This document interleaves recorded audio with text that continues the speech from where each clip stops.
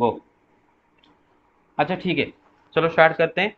और स्टार्ट करने से पहले थोड़ा रिवाइज कर लेते हैं, रिकॉल कर लेते हैं। अच्छा, जहाँ पर नहीं समझ में आएगा मुंह खोल के बोलोगे, हाँ। अच्छा, एडजॉइंट ऑफ ए मैट्रिक्स याद होगा आपको, कोफैक्टर मैट्रिक्स का ट्रांसपोज याद है। ये मेरा मैट्रिक्स दे रखा यस है, सर। ये मेरा मैट्रिक्स दे रखा यस है, sir. A11 A12 A13 A21 A22 A23 A31 A32 A33। अभी जो मैट्रिक्स के जो एलिमेंट्स है उनके जगह पर अगर उनके कोफैक्टर को लिख लो तो जो मैट्रिक्स मिलता है उसको हम बोलते हैं कोफैक्टर मैट्रिक्स। हर एलिमेंट का जगह उसका कोफैक्टर को लिख लो तो जो मैट्रिक्स मिलेगा उसको बोलते हैं कोफैक्टर मैट्रिक्स। और इस कोफैक्टर मैट्रिक्स का जब ट्रांसपोज ले लेते हो तो उसी को बोलते हैं उस मैट्रिक्स का एडजॉइंट। तो अगर एग्जाम में हमें किसी एक 3x3 मैट्रिक्स का एडजॉइंट निकालना पड़ा तो क्या हम ये बार बार करेंगे कि लिखेंगे कि कोफैक्टर मैट्रिक्स ये लिखेंगे फिर उसका ट्रांसपोज है? नहीं, हम ट्रिक अप्लाई करेंगे। ट्रिक क्या है बेटे कि मैट्रिक्स से उसका जब एडजॉइंट निकालते हो बेटे, मैट्रिक्स का जो फर्स्ट रो के जो एलिमेंट्स है ना, फर्स्ट रो के जो एलिमेंट्स है उनके जो कोफैक्टर्स हैं उनको फर्स्ट कॉलम के अलंग पर लिखो, है ना। A11 का कोफैक्टर, A12 का कोफैक्टर, A13 का कोफैक्टर, फर्स्ट रो के एलिमेंट्स के कोफैक्टर्स को फर्स्ट कॉलम के अलंग पर लिखो। सेकंड रो के एलिमेंट्स के कोफैक्टर को सेकंड कॉलम के अलंग पर लिखो। थर्ड रो के कोफैक्टर्स को थर्ड कॉलम के अलंग पर लिखो। क्लियर है ना। लिख देने से आपको क्या मिल जाएगा बेटे, आपको कार्ड ज्वाइंट मिल जाएगा। याद आया, पढ़े थे, आगे चलें। ओके। अरे समझ में आया कि नहीं यहाँ पर? आप दोबारा यस सर। समझाऊं इसको, दोबारा समझाऊं इसको जो बोले अभी जो बोला। No sir. No. Okay, very good. तो बेटा फर्स्ट रो के जो एलिमेंट्स है उनके कोफैक्टर को फर्स्ट कॉलम के अलंग पर लिखो। सेकंड रो के एलिमेंट के कोफैक्टर को सेकंड कॉलम के अलंग पर लिखो। थर्ड रो के एलिमेंट्स के कोफैक्टर को थर्ड कॉलम के अलंग पर लिखो। तो आपको आपका एडजॉइंट मिल जाएगा। अच्छा, फिर बेटे 2x2 का एडजॉइंट के लिए एक शॉर्ट ट्रिक पढ़े थे। 2x2 मैट्रिक्स स्क्वायर मैट्रिक्स का एडजॉइंट निकालने के लिए शॉर्ट ट्रिक पढ़े थे और ये शॉर्ट ट्रिक हम अप्लाई करेंगे जब हमें एक 2x2 को लेकर लॉन्ग क्वेश्चन दिया गया होगा। हम आज ही करेंगे उसका एक सवाल, तो वहां पर शॉर्ट ट्रिक अप्लाई करेंगे, ठीक है ना।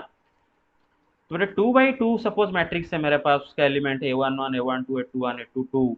तो उसका एडजॉइंट निकालने के लिए हम क्या करते हैं बेटे, ये दोनों को इंटरचेंज करते हैं और ये दोनों का साइन चेंज करते हैं। मतलब क्या है बेटे, मेन डायगोनल के जो दो एलिमेंट है उनको इंटरचेंज करते हैं, मतलब ये नीचे आएगा ये ऊपर जाएगा। और जो एंटी डायगोनल के जो दोनों एलिमेंट उनका खाली साइन चेंज कर लेते हैं। तो बेटा A11 नीचे आया है देखो, A22 ऊपर गया है देखो। A12 था माइनस A12 हो गया, A21 था माइनस A21 हो गया। तो डायरेक्ट आप ए से उसका एडजॉइंट घटाक से ट्रिक लगा के निकालोगे। याद आया बेटे, पढ़े थे। ओके। Yes sir. उसको लगा यस के सर। बेटे सपोज ये मेरा एक मैट्रिक्स है, उसका एलिमेंट 1 -2 3 -7 है, उसका एडजॉइंट धड़ाक से कैसे निकलेगा बेटे, ये दोनों को मेन डायगोनल के एलिमेंट को इंटरचेंज करते हैं। स्वाइप कर। हाँ, 1 नीचे आया -7 ऊपर गया। और बेटे -2 का साइन बदल के 2 हो गया, 3 का साइन बदल के -3 हो गया। तो डायरेक्ट आपको एडजॉइंट मिल गया। अच्छा, और रिकॉल करते हैं बेटा थ्योरम 1 क्या पढ़े थे, रिकॉल कर लेते हैं। थ्योरम 1 बोल रहा था कि मानो ए एक square matrix of order N है। ए कोई सा भी एक स्क्वायर मैट्रिक्स है, एनी स्क्वायर मैट्रिक्स, कोई भी एक स्क्वायर मैट्रिक्स है, हम लेते हैं एनी स्क्वायर मैट्रिक्स है। जब मैं एनी वर्ड यूज कर रहा हूं तो बेटे कोई भी स्क्वायर मैट्रिक्स, कोई भी स्क्वायर मैट्रिक्स है, मानो उसका ऑर्डर एन है। तो बेटे उस स्क्वायर मैट्रिक्स से इनटू उसका एडजॉइंट वाला मैट्रिक्स या फिर adjoint of A into square matrix A is always equal to determinant of A into identity matrix. और ये डिटर्मिनेंट ऑफ ए क्या है बेटा, स्केलर है ना। और ये जो आइडेंटिटी मैट्रिक्स का ऑर्डर क्या होगा, जो ए का ऑर्डर है ना, ए का ऑर्डर एन है ना, तो यहाँ पर आइडेंटिटी मैट्रिक्स का ऑर्डर भी एन होगा। अगर ए का ऑर्डर 3 होता है तो आइडेंटिटी मैट्रिक्स का ऑर्डर 3 होता है। अगर ए का ऑर्डर 2 होगा तो आइडेंटिटी मैट्रिक्स का ऑर्डर 2 होगा। तो सिंपल सा बात है, एक स्क्वायर मैट्रिक्स मेरे पास होगा, उसका एडजॉइंट भी मेरे पास होगा। मैट्रिक्स को उसका एडजॉइंट के साथ प्री मल्टीप्लाई करो या फिर पोस्ट मल्टीप्लाई करो, आंसर में आपको क्या मिलता है, determinant of A into identity matrix. Clear और नॉट? अरे यस याद सर। है। अच्छा, डेफिनेशन 4, हाँ। ये बेटे आपको ये आपका पूरा दिलो दिमाग में छा जाना चाहिए, मतलब एग्जाम तक, बोर्ड एग्जाम जिस दिन होगा उस दिन तक ये दिमाग में ये फोटो पूरा, मतलब पूरा छप जाना चाहिए। मतलब रात में सपना में भी अगर ये आ जाए ना तो आपको समझ याद आ जाना चाहिए कि ऐसा है। अगर सपने में भी ये फॉर्मूला आना चाहिए, क्लियर है ना? अगर सपने में ये फॉर्मूला आ गया तो भाई बहुत अच्छा है, ठीक है। हाँ, मतलब जैसे बोला था फर्स्ट ईयर में, रात में सोए हो, रात 2 बजे आके आपको कोई उठाया और उठा के पूछा, रात 2 बजे सोए हो, पूरा डीप नींद में सोए हो ना, 2 बजे आपको कोई नींद से जगाया, उठ, बता A into adjoint of A, adjoint of A into A क्या होता है बता, तो आपको बता पाना चाहिए determinant of A into I. अगर नहीं बता पाए ना तो भूल जाओ एग्जाम में मार्क, ठीक है। अच्छा, डेफिनेशन 4 क्या पढ़े थे बेटे, कि बेटे सिंगुलर मैट्रिक्स, एक स्क्वायर मैट्रिक्स ए को हम कब सिंगुलर बोलते हैं बेटे, अगर उसका डिटर्मिनेंट जीरो होता है ना, डिटर्मिनेंट अगर जीरो हो गया तो हम उसको बोलते हैं सिंगुलर, और डिटर्मिनेंट अगर जीरो नहीं होता है तो उसको क्या बोलते हैं, नॉन सिंगुलर। क्या बोलते हैं, नॉन सिंगुलर, है ना। डिटर्मिनेंट जीरो तो सिंगुलर, नॉट जीरो तो नॉन सिंगुलर। अच्छा, और बोला था बेटे एक वर्ड हम यूज किए थे सिंगलटन मैट्रिक्स, तो उसके साथ कंफ्यूज मत होना। सिंगलटन मैट्रिक्स मतलब जिसका ऑर्डर 1 by 1 होता है, उस मैट्रिक्स को सिंगलटन मैट्रिक्स बोला जाता है। सिंगुलर मैट्रिक्स किसको बोलेंगे, अगर डिटर्मिनेंट जीरो हुआ तो, जीरो नहीं तो नॉन सिंगुलर। थ्योरम 2 में क्या पढ़े थे बेटे, कि अगर ए बी दो सेम ऑर्डर के नॉन सिंगुलर मैट्रिसेस हो, मतलब ए भी नॉन सिंगुलर एंड बी भी नॉन सिंगुलर, तो बेटे ए बी एंड बी ए, ये दोनों मैट्रिसेस भी नॉन सिंगुलर हो गए। मतलब क्या पढ़े थे, कि अगर बेटे determinant of A not equal to zero and determinant of A B not equal to zero, मतलब ए बी दोनों non singular, then A B का डिटर्मिनेंट भी नॉट इक्वल टू जीरो आएगा एंड बी ए का determinant भी not equal to zero आएगा, मतलब A B B ए वो दोनों भी नॉन सिंगुलर होंगे। क्लियर, आगे चलें। अच्छा, यस सर। नेक्स्ट थ्योरम 3 में क्या पढ़े थे बेटे, कि अगर दो सेम ऑर्डर के स्क्वायर मैट्रिक्स ए बी हो तो ए बी का determinant is equal to A का डिटर्मिनेंट इंटू बी का डिटर्मिनेंट, ठीक है। ए बी का determinant is equal to A का डिटर्मिनेंट इंटू बी का, ये भी आपको रात के 2 बजे अगर कोई उठा के पूछे तो आपको ये बोल पाना चाहिए। और यहाँ पर मैं एक इंटरेस्टिंग बात ये बोला था बेटे, कि कभी भी एग्जाम में एग्जाम देते वक्त अपने मन से फॉर्मूला क्रिएट मत कर देना, है ना। जो फॉर्मूला कभी नहीं है, जो फॉर्मूला मैथमेटिशियन लोग कभी निकाले नहीं है, जो फॉर्मूला प्रूव नहीं हुआ है, उसको मन से मत निकाल देना, है ना। जैसे कि फॉर एग्जाम्पल एग्जाम में आपको एक मैट्रिक्स ए दिया, एक मैट्रिक्स बी दिया, और बोला कि ए प्लस बी का डिटर्मिनेंट निकालो, तो आप क्या कर दोगे ना, ए प्लस बी निकाल दोगे, ए प्लस बी का डिटर्मिनेंट इज इक्वल टू लिख दोगे ए का डिटर्मिनेंट प्लस बी का डिटर्मिनेंट, बस। ऐसा फॉर्मूला पढ़ाया हूँ तुम्हें, अरे पढ़ाया हूँ ऐसा formula, no sir. No sir. Formula सिर्फ पढ़े ही, ए बी का determinant is equal to A का डिटर्मिनेंट टू बी का डिटर्मिनेंट।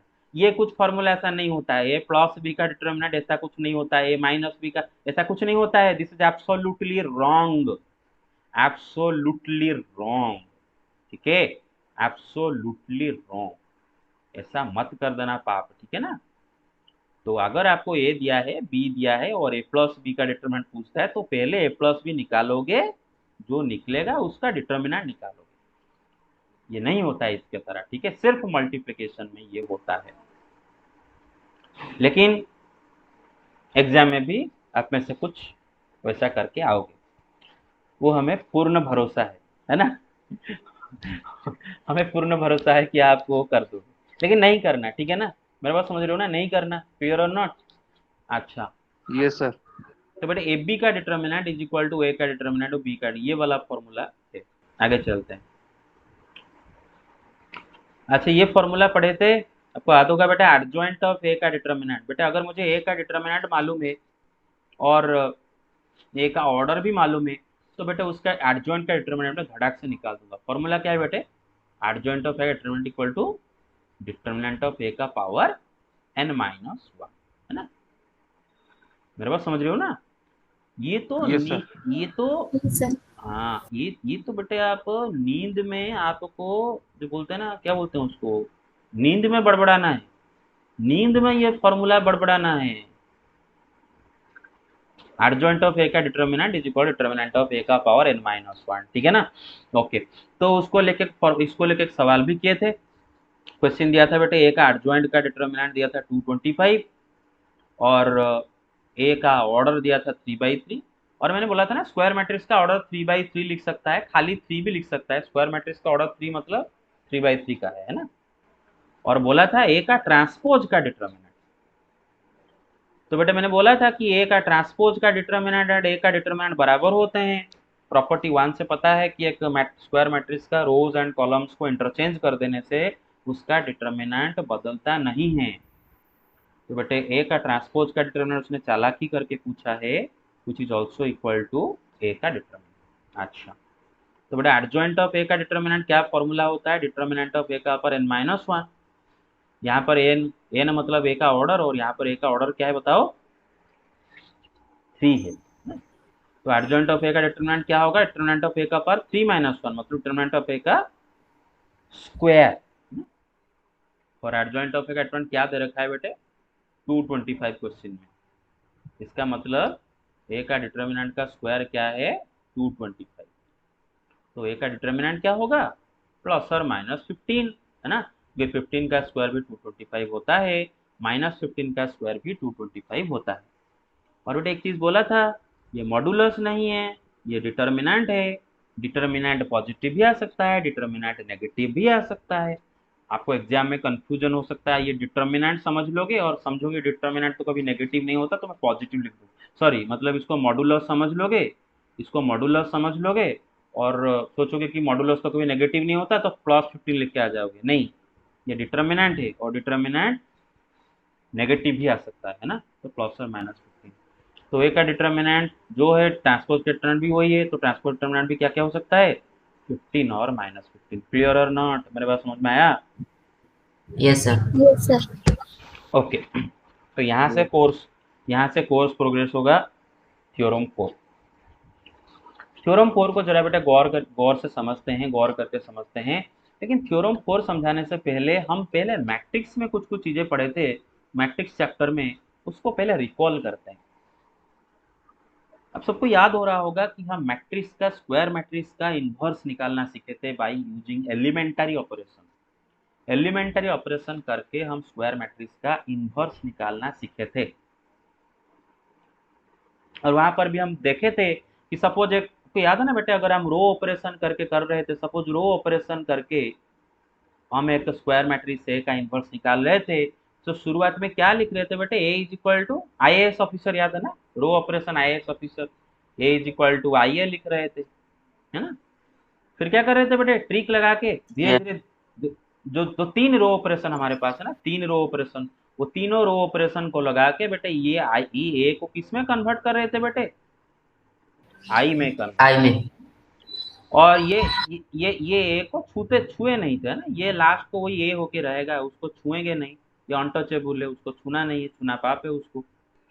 और बेटे यहाँ पर जो ऑपरेशन कर रहे थे डिट्टो वही ऑपरेशन इस आई के ऊपर कर रहे थे ना, और ये आई ऑटोमेटिकली लास्ट को ये अपने आप चेंज होके सब मैट्रिक्स बी में कन्वर्ट हो जाता था, है ना।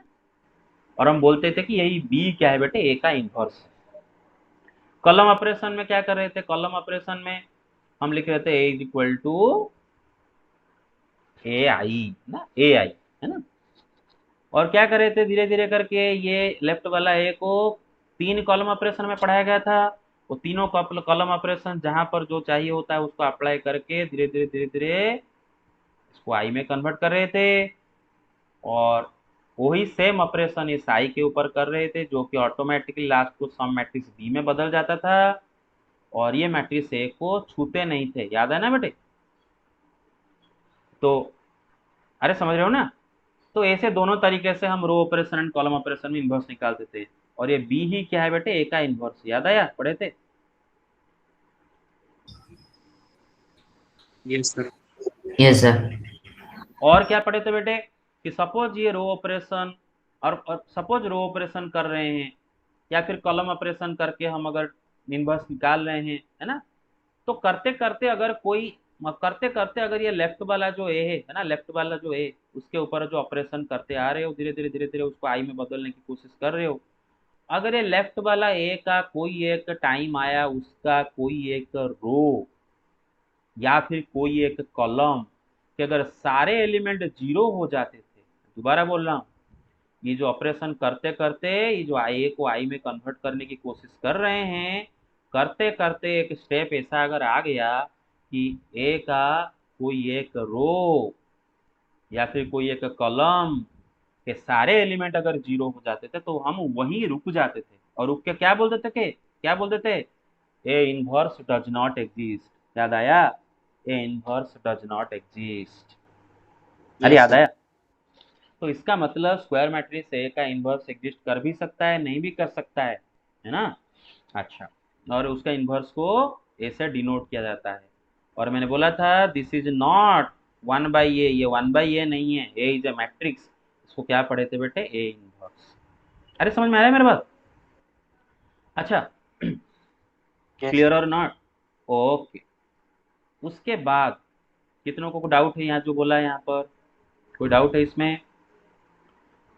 Okay No, sir. No. No sir. Okay. तो अब आते हैं हमारा ये थ्योरम के ऊपर।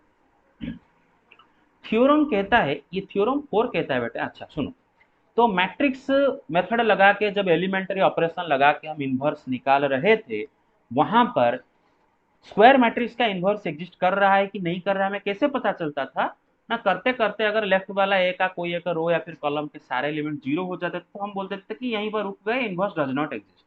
और अगर हमारा लास्ट को बी निकल गया तो इन्वर्स एग्जिस्ट और वही हमारा इन्वर्स। लेकिन अभी डिटर्मिनेंट पढ़ने के बाद मैं मेरा स्क्वायर मैट्रिक्स का डिटर्मिनेंट को देख के ही बता सकता हूं कि मेरा मैट्रिक्स इन्वर्टिबल है कि नहीं है। दोबारा बोल रहा हूं, मैं मेरा स्क्वायर मैट्रिक्स का डिटर्मिनेंट को कैलकुलेट करके बता सकता हूं कि उसका इन्वर्स एग्जिस्ट करेगा कि नहीं करेगा।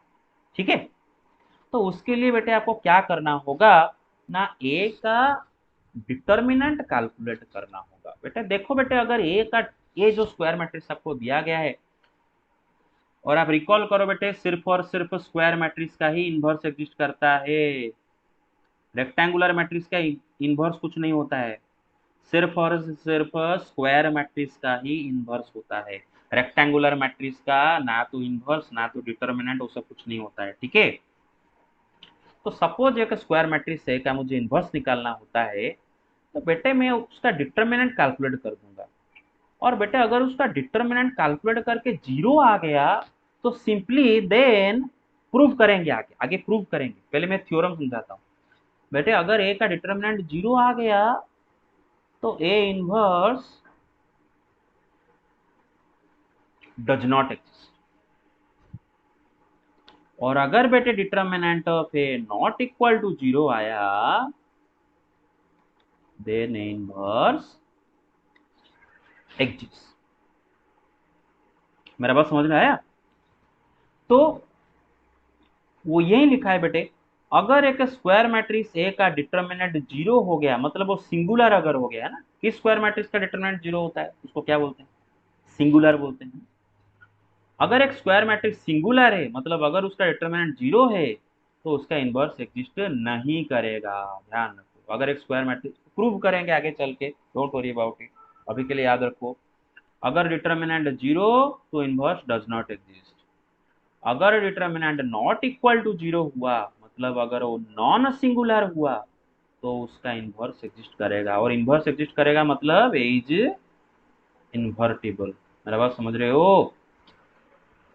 तो सिंपल सा बात है बेटे, एक स्क्वायर मैट्रिक्स ए को इन्वर्टिबल होने के लिए उसका डिटर्मिनेंट को नॉट इक्वल टू जीरो होना पड़ेगा। Keep it mind, a square matrix A is invertible only when its determinant is not equal to zero. Clear or not? मेरे बात समझ में आया मेरे बात? ओके, अरे समझ में आया जो हाँ बोलो, हाँ कि ना बोलो। Yes sir. हाँ यस सर। ओके, तो ये थ्योरम को पढ़ते हैं। अभी थ्योरम को पूरा अच्छे से पढ़ते हैं। थ्योरम क्या लिखा है बेटे, a square matrix A is invertible if and only if A is non singular matrix। Non singular मतलब उसका डिटर्मिनेंट नॉट इक्वल टू 0। ठीक है, तो बोल रहा है कि एक स्क्वायर मैट्रिक्स से इन्वर्टिबल तभी होगा if and only if A is non singular, मतलब determinant of A is not equal to. ठीक है, तो बेटे यहाँ पर जो इफ एंड ओनली इफ लिखा है ना बेटे, ये इफ एंड ओनली इफ के ऊपर मैं इसीलिए स्ट्रेस दे रहा हूँ क्योंकि मैं अभी प्रूव करूंगा उसी को लेके। बेटे इफ एंड ओनली इफ आपको याद होगा, उसको बोलते हैं डबल इम्प्लीकेशन, मतलब दोनों तरफ से कंडीशन अप्लाई होता है। मतलब क्या है बेटे कि अगर स्क्वायर मैट्रिक्स, मैं बोलता हूँ इफ, हम इंग्लिश होता है if square matrix is invertible then it is non singular compulsorily, then it is non singular. और एक कंडीशन उल्टा भी अप्लाई होता है, means if A is non-singular, if some square matrix A is non-singular, then it is definitely invertible। मेरा बात समझ रहे हो बेटे? उसको मैं खाली ट्रांसलेट कर देता हूँ। if and only if को अगर मैं ट्रांसलेट करके बोलूं तो if A is invertible, then A is non-singular। Clear हो ना? ठीक है, similarly if A is non-singular, then is invertible. अरे मेरे बात समझ रहे हो? कंडीशन दोनों तरफ से अप्लाई हो रहा है। मतलब बेटे सिंपल सा बात यह है कि ए को इन्वर्टिबल होने के लिए ए का नॉन सिंगुलर होना जरूरी है। ठीक है, क्लियर हुआ? इस चीज को अभी प्रूव करेंगे। ये भाई समझ में आया मेरा बात? आज तो अभी मैं ये दोनों को प्रूव करने वाला हूं, इसको भी प्रूव करूंगा, इसको भी प्रूव करूंगा, और ये दोनों को प्रूव करने के बाद मुझे एक स्क्वायर मैट्रिक्स की, इन्वर्टिबल स्क्वायर मैट्रिक्स का इन्वर्स निकालने का एक फॉर्मूला भी मिल जाएगा। यहां तो कॉन्सेप्ट क्लियर हुआ? आगे चले। अच्छा, तो बेटा अभी मैं प्रूव करने वाला हूं पहला केस, पहला कंडीशन। मतलब अगर बेटे ए इन्वर्टिबल है तो उसका नॉन सिंगुलर होना तय है। मतलब अगर कोई मैट्रिक्स इन्वर्टिबल है तो मैं आंख मूंद कर बोल सकता हूं कि दैट इज नॉन सिंगुलर, उसका determinant not equal to 0। Do you want to see कैसे? चलो देखते हैं। अरे मेरी बात समझ रहे हो? तो प्रूफ करते हैं। Proof, let A is invertible, let A is invertible square matrix. मानो ए स्क्वायर मैट्रिक्स लिखने की जरूरत नहीं है क्योंकि अगर कोई मैट्रिक्स इन्वर्स सिर्फ स्क्वायर मैट्रिक्स का निकाला जाता है। Let A is invertible matrix. अच्छा, क्या मतलब है ए इन्वर्टिबल है? इसका क्या मतलब है?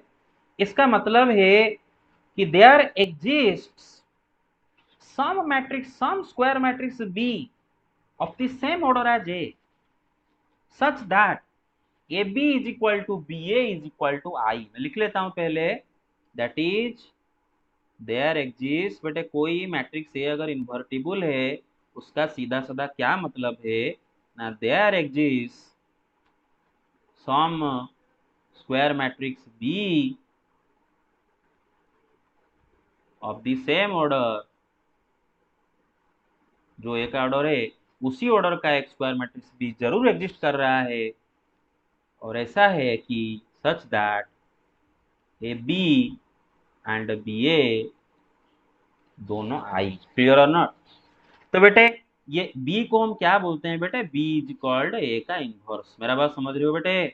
क्लियर और not? Yes sir, Yes, sir. Yes sir. हाँ, तो बेटे अगर a इन्वर्टिबल है तो इसका सीधा साधा ये मतलब है कोई एक स्क्वायर मैट्रिक्स b उसी ऑर्डर का जरूर एग्जिस्ट कर रहा है जिसके वजह से b एंड बी ए आई हो रहा होगा, और वही b है उसका इनवर्स।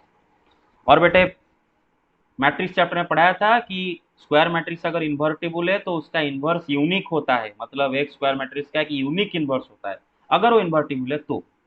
मतलब ऐसा नहीं कि ऐसे दो दो इन्वर्स हो जाएगा एक स्क्वायर मैट्रिक्स का, नहीं, एक स्क्वायर मैट्रिक्स का एक ही इन्वर्स होता है अगर एग्जिस्ट करता है तो सिंपल सा बात है। क्लियर और नॉट? अच्छा, तो फिर यहाँ पर yes sir. A B is equal to B is equal to I, हमारा यहाँ पर हम क्या यहाँ पर कंडीशन लेकर स्टार्ट किए हैं बेटे? हमारा ए इज इन्वर्टिबल, हमारा ए इन्वर्टिबल है। ए इन्वर्टिबल तो इसका मतलब एक एग्जिस्ट कर रहा है बी, जिसके वजह से बी बी ए दोनों आई हो रहे हैं। अच्छा, तो A B is equal to I हो रहा है ना। अच्छा बेटे, दोनों तरफ डिटर्मिनेंट लेते हैं, दोनों मैट्रिक्स सेम है तो दोनों का दो इक्वल मैट्रिक्स का डिटर्मिनेंट भी तो सेम आएगा ना। देखिए डिटर्मिनेंट ऑन बोथ साइड्स।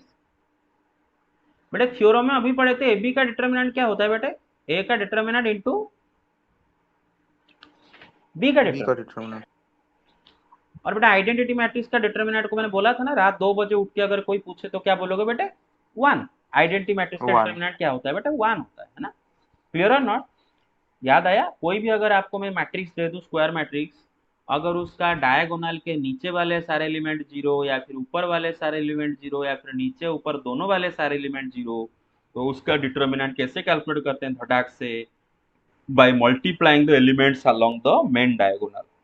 तो आइडेंटिटी मैट्रिक्स का क्या होता है बेटा, डायगोनल के ऊपर नीचे सब 0 होते हैं ना, तो उसका डिटर्मिनेंट क्या होगा बेटे, उसका धड़ाक से डिटर्मिनेंट क्या हो जाएगा, 1 इंटू 1 इंटू 1। क्लियर और नॉट? अच्छा बेटे बात बताओ, दो नंबर को मल्टीप्लाई करने से 1 आ रहा है, तो क्या ये दोनों में से कोई भी 0 हो सकता है क्या, इज इट पॉसिबल? क्योंकि बेटे दो नंबर में से अगर कोई एक 0 हो गया तो प्रोडक्ट तो 0 आना चाहिए ना। अरे प्रोडक्ट तो 0 आना चाहिए ना। अभी दोनों को मैंने मल्टीप्लाई किया, आंसर 1 आया, तो इसका मतलब ही ये दोनों में से कोई भी 0 नहीं है, right? Yes sir, yes sir. That implies I can say with 100% guarantee that determinant of A is not equal to 0। क्योंकि अगर डिटर्मिनेंट ऑफ ए 0 होता तो ये कभी 1 नहीं आता। तो क्या साबित हो गया भाई, कि अगर आपका स्क्वायर मैट्रिक्स से इन्वर्टिबल है तो उसका डिटर्मिनेंट नॉट इक्वल टू 0, मतलब वो नॉन सिंगुलर। क्लियर और not everybody? Got it? Yes sir. Simple सा Yes, sir. सिंपल सा बात। तो इससे फाइनली हमें क्या प्रूव हो गया बेटे, therefore if A is invertible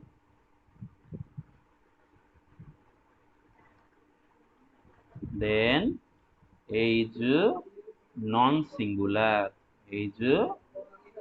non-singular। Clear है ना?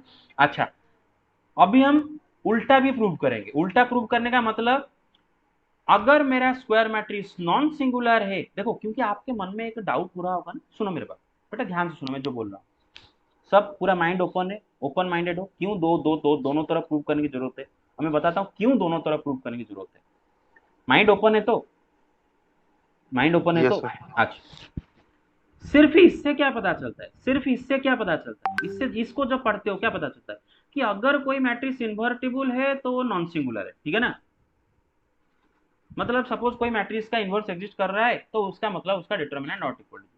लेकिन आपके मन में डाउट हो रहा होगा कि तो इसका मतलब तो ये नहीं कि अगर कोई मैट्रिक्स नॉन सिंगुलर है तो इन्वर्टिबल भी हो जाएगा, ये डाउट भी क्रिएट होगा ना।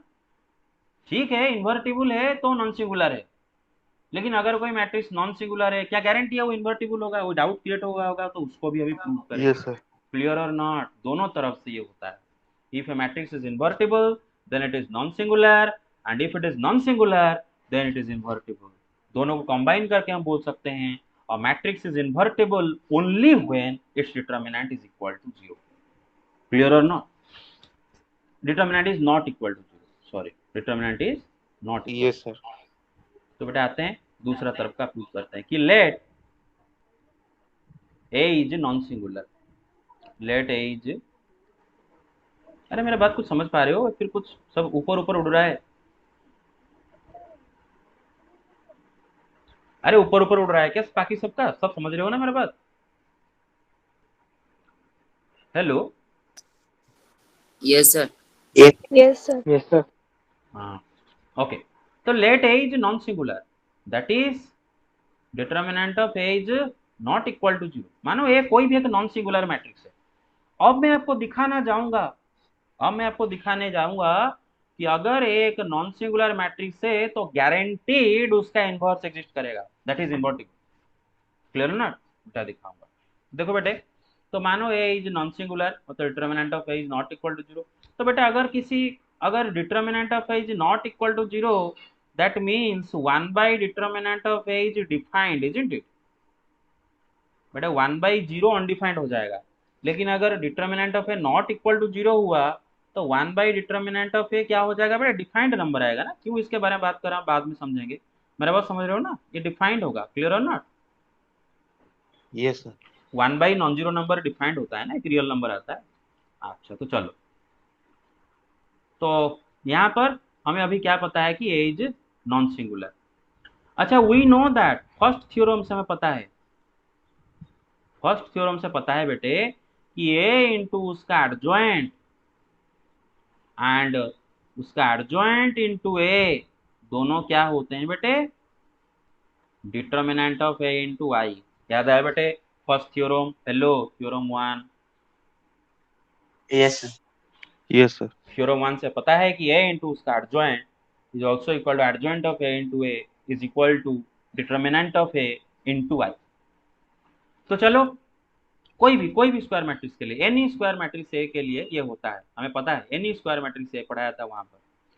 तो बेटे A into adjoint of A is equal to I, clear और not, sorry determinant of A into I है ना, determinant of A into I. अच्छा बेटे, दोनों साइड में डिटर्मिनेंट ऑफ ए डिवाइड करते हैं, ठीक है ना बेटे। देखो, एक मैट्रिक्स में एक नंबर डिवाइड करने का क्या मतलब है। सपोज मैं बोलता हूँ कि मैट्रिक्स ए में मैं के डिवाइड करना चाहता हूँ, मैट्रिक्स में नंबर डिवाइड करने का क्या मतलब है, मतलब उसमें 1 बाई के मल्टीप्लाई करना। मेरा बात समझ रहे हो ना, अरे 1 बाई के स्केलर मल्टीप्लाई करना, ठीक है ना। 1 बाई के स्केलर कैसे मल्टीप्लाई करोगे ए के साथ बेटे, ए का ईच एंड एवरी एलिमेंट में 1 बाई के मल्टीप्लाई कर दो। स्केलर मल्टीप्लिकेशन याद है ना, मैट्रिक्स के ईच एंड एवरी एलिमेंट में वो स्केलर जाके मल्टीप्लाई होता है, क्लियर और not. Hello hello, yes sir. अरे समझ में आया मेरा बात, Yes, sir. Clear cut. अच्छा तो बेटे देखो, तो मैं दोनों साइड में ये डिटर्मिनेंट ऑफ ए डिवाइड करता हूँ, मतलब 1 बाई डिटर्मिनेंट ऑफ ए को दोनों साइड में मल्टीप्लाई करता हूँ, क्लियर और नॉट। दोनों साइड में किसको मल्टीप्लाई करता हूँ, 1 बाई डिटर्मिनेंट ऑफ ए को मल्टीप्लाई करता हूँ।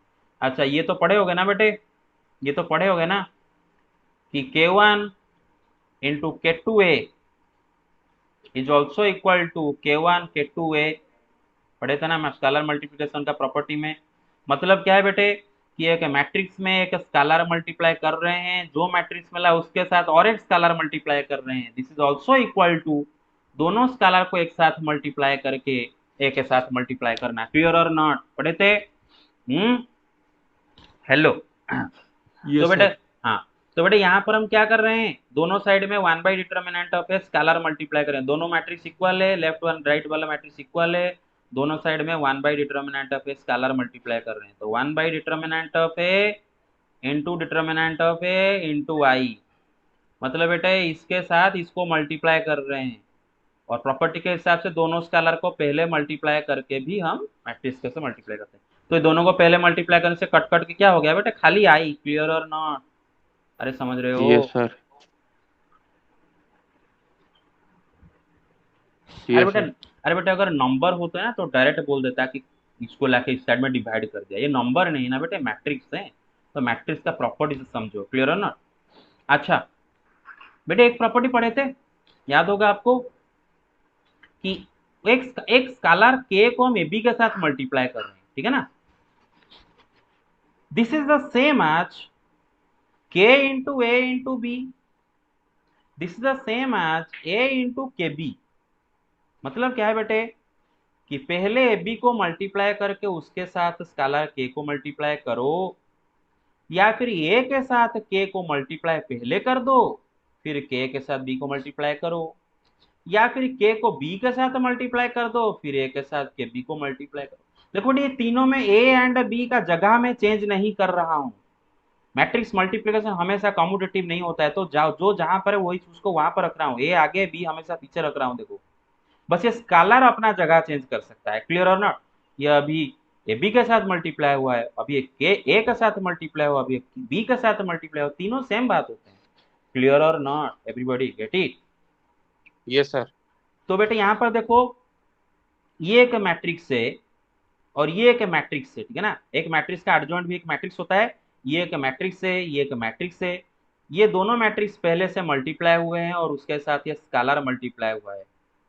This is the same as, ये स्केलर को लेके मैं एडजॉइंट ऑफ ए के साथ मल्टीप्लाई कर सकता हूँ कि नहीं? बस दोनों मैट्रिक्स का जगह चेंज नहीं होना चाहिए। क्लियर और not? That implies A into, बेटा ये जो 1 बाई डिटर्मिनेंट पे जो स्केलर है उसको मैं एडजॉइंट के साथ मल्टीप्लाई करता हूँ, चलेगा? अरे क्लियर और नॉट? अरे क्लियर और Yes, sir. Not? Yes, sir. अच्छा, ऐसा करना संभव क्यों हुआ बताओ? ये करना संभव कैसे हुआ? ये चीज करना संभव कैसे हुआ? इस वजह से बेटे, ए नॉन सिंगुलर है। क्योंकि बेटा अगर ए सिंगुलर होता ना तो उसका डिटरमिनेंट 0 हो जाता। और ये कर पाते क्या बेटे? मैट्रिक्स के साथ अनडिफाइंड नंबर को कभी मल्टीप्लाई कर सकते हैं क्या? मैट्रिक्स के साथ जो स्केलर को मल्टीप्लाई करोगे वो स्केलर तो डिफाइंड होना चाहिए ना, एक रियल नंबर को मल्टीप्लाई करते हैं ना। क्लियर और नॉट? तो ये नंबर डिफाइंड कैसे हो रहा है? क्योंकि ए इज नॉन सिंगुलर, उसी वजह से। क्लियर और नॉट? सब कुछ इसके वजह से हो पा रहा है। ठीक है, यहाँ तक तो सही है, Yes, sir. यहाँ तक तो सही है, ये कोई भी स्क्वायर मैट्रिक्स के लिए यहाँ तक तो सही है। लेकिन इसके बाद ये जो स्टेप किए ना बेटे, कि दोनों साइड में डिटर्मिनेंट ऑफ ए को डिवाइड किए, ये कर पाना सिर्फ संभव हुआ इस वजह से क्योंकि ये नॉन सिंगुलर है। क्लियर और नॉट? अच्छा, तो इसको मैं इक्वेशन 1 बनाता हूँ। इक्वेशन 2 देखो बेटे, हमें पता है क्या बेटे कि adjoint of A, sorry, adjoint of a into a is also equal to determinant of a into I, right? A into adjoint of a and adjoint of a into a, दोनों determinant of a into I के सब बराबर होते हैं। अच्छा, और हमें क्या दिया है बेटे? determinant of a is not equal to 0 दिया है। मतलब दोनों साइड में determinant of a डिवाइड कर सकते हैं कि नहीं कर सकते हैं? कर सकते हैं। तो दोनों साइड में determinant of a को डिवाइड किया। अरे मेरे बात समझ रहे हो? तो इस साइड में क्या रहेगा? Yes, खाली sir. आई। क्लियर और नॉट? अरे सिंपल सा बात है भाई, k into 1 by k into some matrix is equal to that same matrix. Clear और नॉट? समझ में आया ना? अरे बात ओके। 1 बाई डिटर्मिनेंट मल्टीप्लाई किए तो आई रह जाएगा। अच्छा, अब देखो बेटे, ये करना क्यों संभव हो पाया? ये करना क्यों संभव हो पाया? क्योंकि 0 नहीं है। गेट इट और नॉट? अरे गेट इट और नॉट? Yes, sir. हाँ।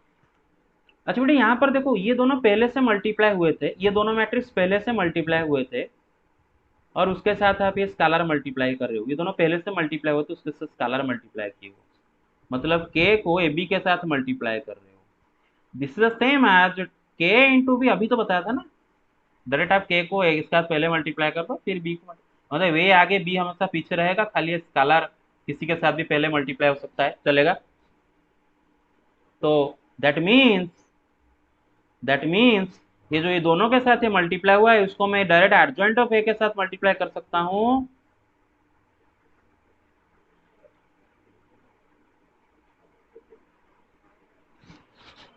मेरे बात समझ में आया? क्लियर और नॉट? इसको पहले इसके साथ मल्टीप्लाई किया। क्लियर?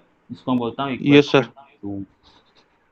तो from equation 1 and equation 2, from equation 1 and equation 2, दोनों इक्वेशन से क्या पता चला बेटे?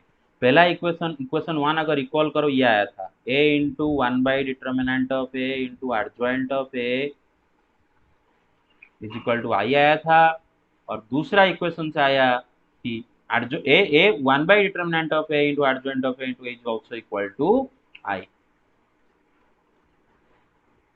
मेरे बात समझ रहे हो? समझ में आ जाएगा मैं क्या बोलने की कोशिश कर रहा हूँ।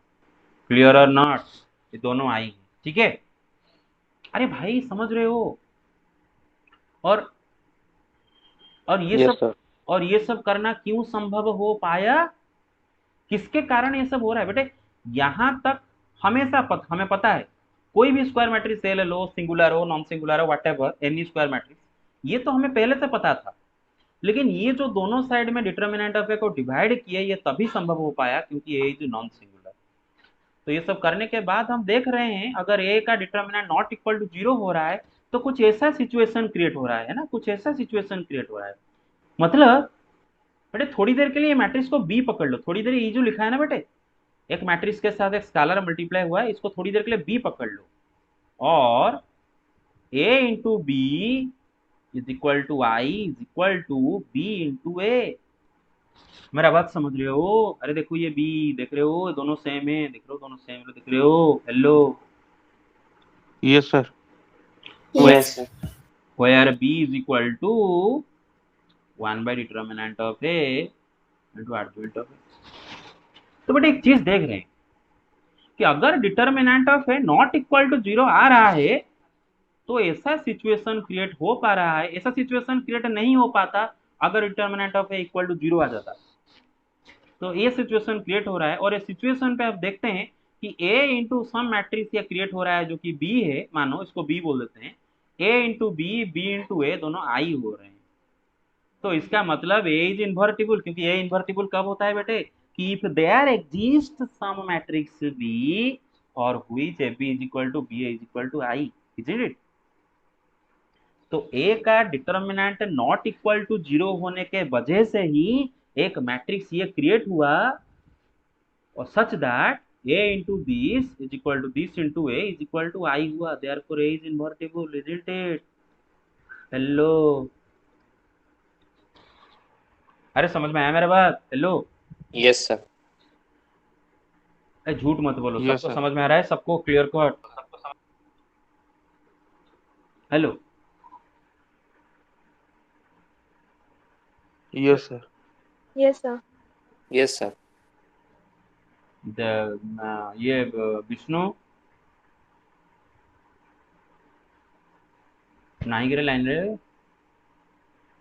ओके चलो ठीक है। No, sir. No. Okay, A is invertible and A invertible है, और उसका इन्वर्स क्या है बेटा बताओ? ये मेरे बात समझ रहे हो? So adjoint of A into 1 by determinant. अरे मेरे बात सब समझ में आया सबको क्लियर कट? तो बेटे Yes, sir. यहाँ से एक फॉर्मूला भी क्रिएट हो गया। क्या फॉर्मूला क्रिएट हुआ ना? अगर ए इन्वर्टिबल है तो उसका इन्वर्स का एक फॉर्मूला भी आ गया डिटर्मिनेंट वाला। हमें अभी एलिमेंटरी ऑपरेशन करके इन्वर्स निकालना नहीं पड़ेगा। अगर क्वेश्चन में दिया है करके करो तो करना पड़ेगा, लेकिन अगर खाली इन्वर्स पूछता है तो हम ये फॉर्मूला लगा के भी ए का इन्वर्स निकाल सकते हैं। लेकिन ये संभव तभी हो पाया अगर ये 0 नहीं हुआ, क्योंकि अगर ये 0 होता तो बेटे 1/0 अनडिफाइंड होता, और ये संभव ही नहीं होता, इन्वर्स एग्जिस्ट नहीं करता। तो दोनों तरफ से मैंने कंडीशन प्रूव कर दिया, क्लियर और नॉट? अच्छा, और फाइनली हमारा फाइनली हमें एक फॉर्मूला मिला बेटे, ए का इन्वर्स का फॉर्मूला मिला, और फॉर्मूला क्या है ना? ए का inverse is equal to 1 by determinant of A into adjoint of A, clear और नॉट? अरे समझ रहे हो? ये Yes, sir. ये अगर रात के 2 बजे आप सोए हो और कोई उठा के पूछे तो ये बोल पाना चाहिए, ठीक है ना? ओके ठीक है, आगे चलते हैं। ठीक है, फॉर्मूला याद रख लो, थोड़ी देर के लिए याद रख लो, 1 by determinant of A into adjoint of A, ठीक है? ओके, क्वेश्चन करते हैं एनसीईआरटी का, example 24। Ready sir? Hello, question के लिए रेडी? Yes, sir. हाँ Yes, sir.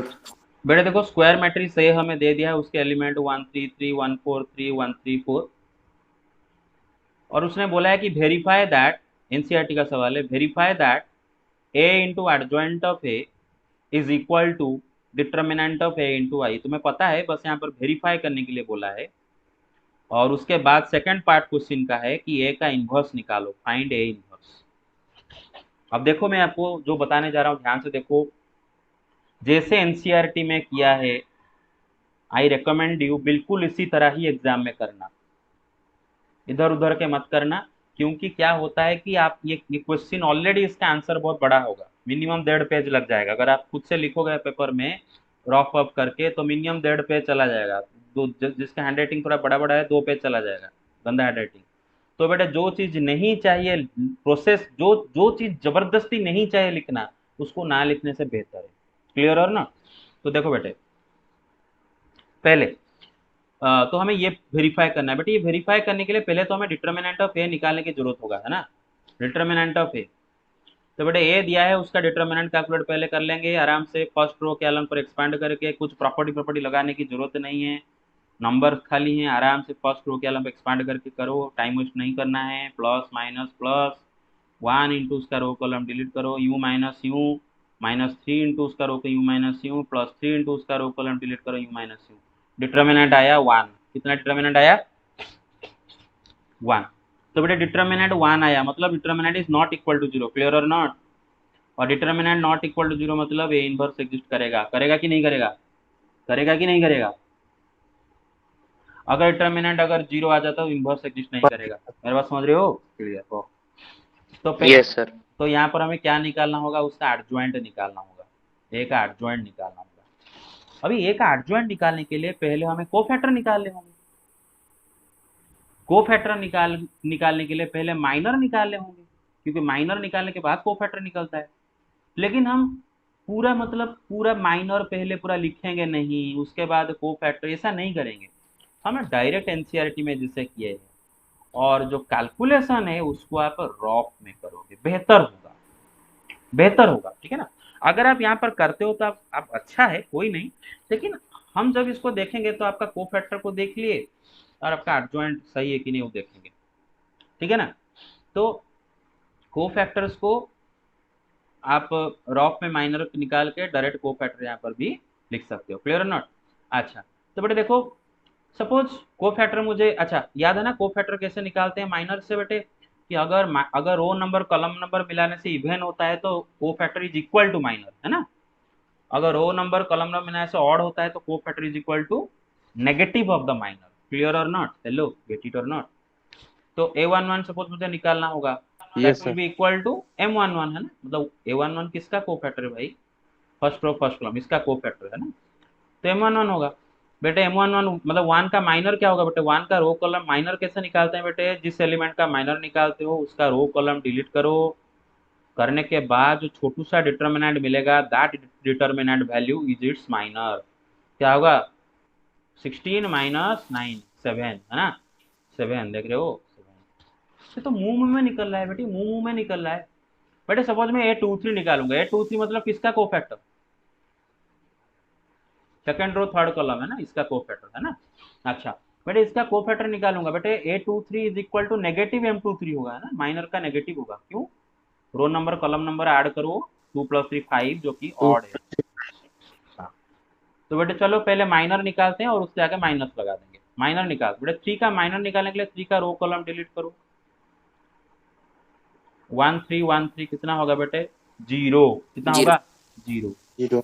तो 0 और आगे का माइनस, माइनस 0 मतलब 0, क्लियर है ना? देखो A23 0 है कि नहीं चेक करो। तो ऐसे करके आप बाकी सारों का निकाल दोगे। निकालने के बाद एडजॉइंट, एडजॉइंट ट्रिक से लिखोगे। कैसे ट्रिक से लिखोगे बेटे? कुछ लिखने की जरूरत नहीं है, कोफैक्टर ये लिखोगे।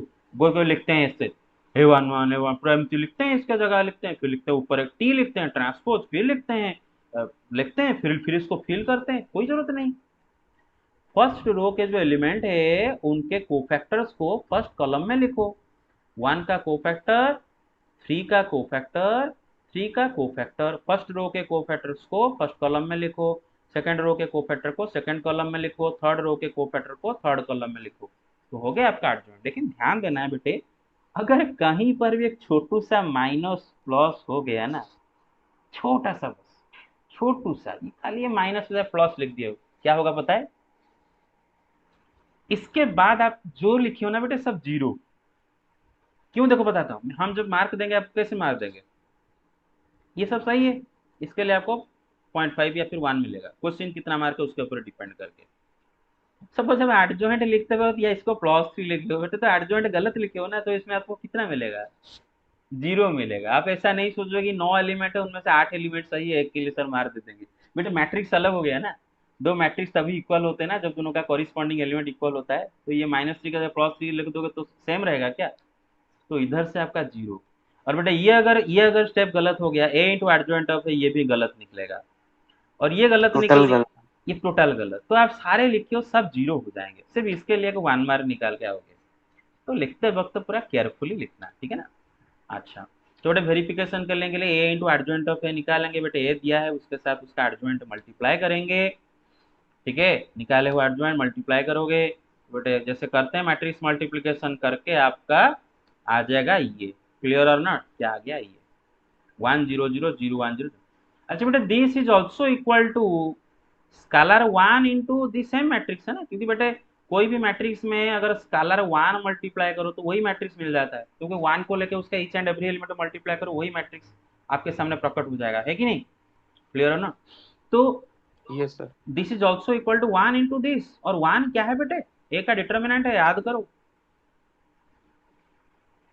मतलब ए का डिटर्मिनेंट। और बेटे ये क्या है? ये तो आइडेंटिटी मैट्रिक्स है, तो वेरीफाई हो गया। अरे वेरीफाई हो गया। फिर निकालना A inverse. Yes sir. A inverse का फॉर्मूला क्या होता है बेटे? 1 by determinant of A into adjoint of A, है ना? Formula 1 by determinant of A into adjoint of A. अच्छा 1 by determinant of A, determinant of A कितना आया है बेटा? 1 आया है ना, तो 1 बाई 1 लिखा है, देखो 1 बाई 1। फिर एडजॉइंट ऑफ ए निकला है 1 बाई 1 मतलब 1, और स्केलर 1 को एक मैट्रिक्स के साथ मल्टीप्लाई कर रहे हो मतलब क्या? वही मैट्रिक्स आ जाएगा। बेटा ये एक स्केलर है जिसको आप एडजॉइंट के साथ मल्टीप्लाई कर रहे हो, ठीक है ना? ये एक scalar, what is this? This is a scalar, clear और नॉट? स्केलर है, समझ में आ रहा है कि नहीं? Yes sir. ओके ये बस खाली लास्ट क्वेश्चन देख लेते हैं, एनसीईआरटी का example 25।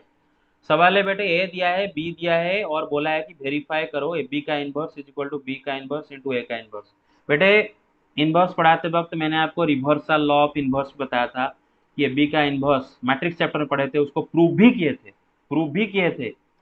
B inverse into A inverse prove हुआ था हमारा। और ये कोई भी कितने भी मैट्रिक्स हो, एबीसी का inverse is equal to B C inverse into B inverse into A inverse. हाँ but provided that A and B both are invertible. Here provided that A, B, C all three are invertible.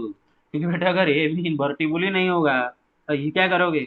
अरे कद्दू करोगे, मेरे बात समझ रहे हो? पहले से ये दोनों इन्वर्टिबल होना चाहिए। अरे मेरे बात समझ रहे हो?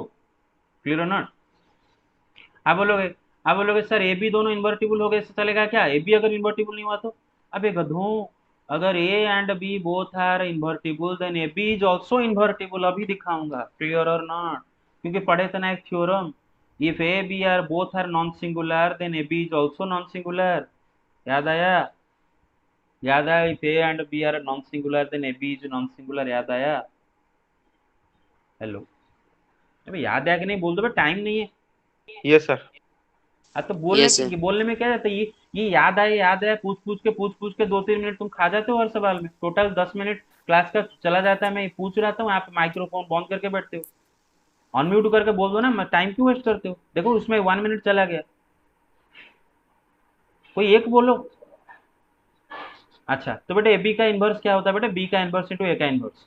तो बेटे मैं ओके ठीक है, ये क्वेश्चन पहले कर लेते हैं, इसको वेरीफाई करने का ए बी का इनवर्स इक्वल। बेटा उसके लिए हमें ए का इनवर्स निकालना होगा, बी का इनवर्स निकालना होगा, ए बी को मल्टीप्लाई करके उसका भी इनवर्स निकालना होगा। और बेटे इनवर्स निकालने के लिए डिटर्मिनेंट चैप्टर है, उसमें इनवर्स निकालने के लिए हमें कैसे करेंगे बेटे? फॉर्मूला लगा के करेंगे, है ना? एडजॉइंट निकालना पड़ेगा उसके लिए। तो पहले ए का डिटर्मिनेंट निकालो। ए का डिटर्मिनेंट क्या होगा? u माइनस यू करके -11 आया which is not equal to 0। B का डिटर्मिनेंट निकालो, u माइनस यू करके 1 आया which is not equal to 0। फिर ए बी मैट्रिक्स निकालो बेटे। ए बी कैसे निकालोगे? ए बी को मल्टीप्लाई किया, मल्टीप्लिकेशन आता है ना सबको, ये आया। यस। फिर Yes, sir. ए बी का डिटर्मिनेंट निकालो u माइनस यू करके, या फिर आप एक काम कर सकते हो ऐसे, अगर दिमाग में नहीं करना भी चाहते हो, ए बी का डिटर्मिनेंट इक्वल ए का डिटर्मिनेंट बी का डिटर्मिनेंट, वो भी आपको पता है, तो ये निकाल चुके हो ऑलरेडी, दोनों को मल्टीप्लाई भी कर दोगे वही आ जाएगा बस। अब देखो बेटा ए आ गया, सॉरी ए हमें दिया है क्वेश्चन में, और बेटा इनवर्स निकालने के लिए एडजॉइंट चाहिए, आपको पता है। तो ए से ए का एडजॉइंट बेटा को फैक्टर निकाल के नहीं निकालेंगे, डायरेक्ट ट्रिक निकाल करके Swapping and sign change. हाँ बेटे इन दोनों को यूं करो। आपके एनसीईआरटी में भी वैसे किया है, नहीं तो मैं नहीं करता। एनसीईआरटी में भी शॉर्ट ट्रिक लगा के किया है, यूं यूं, ठीक है ना? और ये दोनों का साइन चेंज। बी का एडजॉइंट निकाल दोगे, यूं यूं, फिर इन दोनों का साइन चेंज, है ना? अच्छा ए बी का भी एडजॉइंट निकाल दोगे, ये भी निकला है, यूं यूं, फिर इन दोनों का साइन चेंज कर दोगे, है ना? अच्छा तो बेटा सबका एडजॉइंट निकल गया, सबका डिटर्मिनेंट भी निकला है। अब ये रहा होमवर्क, आप खुद करोगे। बेटा ए का इनवर्स क्या होगा? ए का 1 by determinant of A into adjoint of A. Adjoint of A के साथ ये स्केलर मल्टीप्लाई करोगे। बी का इनवर्स क्या होगा, 1 by determinant of B into adjoint of B. Adjoint of B के साथ ये स्केलर मल्टीप्लाई करोगे। मेरा बात समझ रहे हो? ए बी का इनवर्स क्या होगा बेटे, Yes, sir. 1 by determinant of A B into adjoint of A B, है कि नहीं? तो ए बी का Yes, sir. एडजॉइंट के साथ ये स्केलर मल्टीप्लाई करोगे और देखोगे कि आपका हाँ, फिर आपको क्या करना है बेटे, बी का इनवर्स को ए के इनवर्स के साथ भी मल्टीप्लाई करना होगा। मेरे बात समझ रहे हो? बी का इनवर्स को भी ए के इनवर्स के साथ मल्टीप्लाई करना होगा और आप चेक करोगे ए बी का इनवर्स जो आया, B inverse into A inverse भी वही आएगा। क्लियर और नॉट? ठीक है? Yes, sir. हाँ, Yes. ठीक है। बस लास्ट को एक बस प्रूव करेंगे, खत्म हुआ। मैंने एक्चुअली 15 पेज बनाया था, 12 पेज तक गया और 3 पेज नहीं गया। चलो ठीक है, कोई नहीं। प्रूफ भी थोड़ा बड़े थे, नो प्रॉब्लम। बड़े नोट देखो बेटे, if A and B are invertible and of course of the same order बोलने की जरूरत नहीं है क्योंकि ए बी डिफाइंड ही नहीं होगा। If A and B are invertible then A B and B A are also invertible.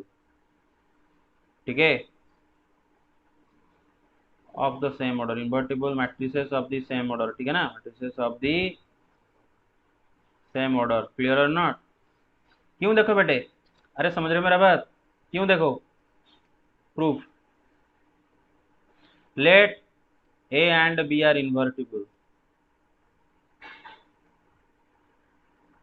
इसका मतलब क्या है बेटे, ए का determinant not equal to 0, B का डिटर्मिनेंट नॉट इक्वल टू 0। मेरे बात समझ रहे हो? नहीं तो इन्वर्टिबल Yes, कैसे हुए? Yes, sir. बेटे ए बी का डिटर्मिनेंट क्या होता है, ए का डिटर्मिनेंट इंटू बी का डिटर्मिनेंट, और दोनों में से कोई भी 0 नहीं है, तो बेटे ये भी 0 नहीं होगा, है कि नहीं भाई? Yes, दोनों में sir. से हाँ, तो अगर ए बी का डिटर्मिनेंट 0 नहीं हुआ मतलब ए बी नॉन सिंगुलर, इसका मतलब क्या हो गया, ए बी इज इन्वर्टिबल, है ना? और बी ए का डिटर्मिनेंट भी क्या होता है, बी का डिटर्मिनेंट इंटू ए का डिटर्मिनेंट, एक ही बात है ना? मैं बोला Not था equal to ABCS 0, हाँ, BA is invertible. B is invertible.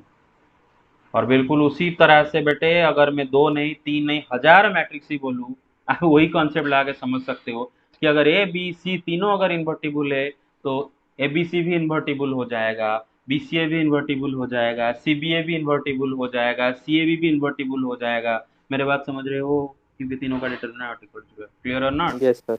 हाँ, Yes, sir. तो कहानी आज के लिए इतना ही। और असाइनमेंट में मैं लिख दूंगा, ग्रुप में लिख दूंगा असाइनमेंट। असाइनमेंट आपका होगा एक्सरसाइज 4.5 का, 4.4 तो कर दिया था ना पूरा? हाँ, Yes, sir. 4.4 हाँ। Yes. असाइनमेंट होगा, अलग सा कलर में लिखता हूँ। असाइनमेंट होगा 4.5 का क्वेश्चन नंबर 1 से लेके 13। मुझे याद नहीं आ रहा है 13 तक है कि 11 तक करो, पहले 11 तक करो। अगर देखोगे 12 13 इसी तरह कोई क्वेश्चन है तो कर लोगे, मुझे याद नहीं आ रहा है, क्योंकि अगर और भी कुछ क्वेश्चन है जिसको समझाने के बाद बाकी क्वेश्चन कर पाओगे। फिलहाल आप क्वेश्चन नंबर 1 से क्वेश्चन नंबर 11 आपको होमवर्क है, ठीक है ना, एक्सरसाइज 4.5 का। क्लियर और not? Okay. Ojha, Yes, sir.